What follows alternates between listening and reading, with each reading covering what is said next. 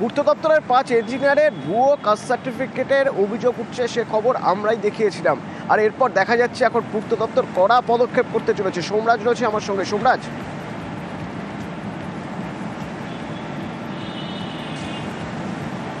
দেখো, গত সপ্তাহে বৃহস্পতিবার আমরা জানিয়েছিলাম যে পূর্ত দপ্তরের 5 ইঞ্জিনিয়ার তারা ভুয়ো কাস্ট সার্টিফিকেট নিয়ে চাকরি করছেন বলে অভিযোগ উঠে এসেছে, এবং সেই অভিযোগ ওঠার পরেই রাজ্যের ব্যাকওয়ার্ড ক্লাস ডিপার্টমেন্ট পূর্ত দপ্তরকে গোটা বিষয়টি তদন্ত করতে বলে চিঠি দিয়ে।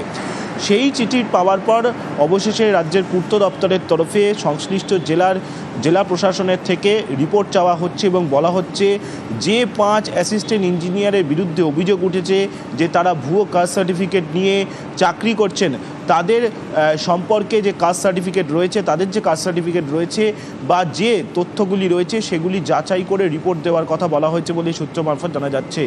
ইতিমধ্যেই রাজ্যের পূর্ত দপ্তরের তরফে সংশ্লিষ্ট জেলা প্রশাসনকে বলা হয়েছে যাতে অবিলম্বে এই কাস্ট সার্টিফিকেটগুলি যাচাই করা হয়। পূর্ত দপ্তরের আধিকারিকরা বলছেন রাজ্যের ব্যাকওয়ার্ড ক্লাস ডিপার্টমেন্ট তদন্ত করার জন্য যে চিঠি দিয়েছে, কিন্তু সেই তদন্তের এখতিয়ার পূর্ত দপ্তরের নেই। তার কারণ কাস্ট সার্টিফিকেট সেগুলি জেলা থেকেই দেওয়া হয় সংশ্লিষ্ট প্রার্থীদের। তাই এক্ষেত্রে সংশ্লিষ্ট জেলাগুলি তদন্ত করে বলতে পারবে যে কাস্ট সার্টিফিকেট দিয়ে চাকরি নিয়ে তাদের সন্দেহ হচ্ছে যে ভুয়ো কাস্ট সার্টিফিকেট দিয়ে তারা চাকরি করছেন, সেক্ষেত্রে সেই কাস্ট সার্টিফিকেটগুলি যাচাই করবেন সংশ্লিষ্ট জেলা প্রশাসনগুলি।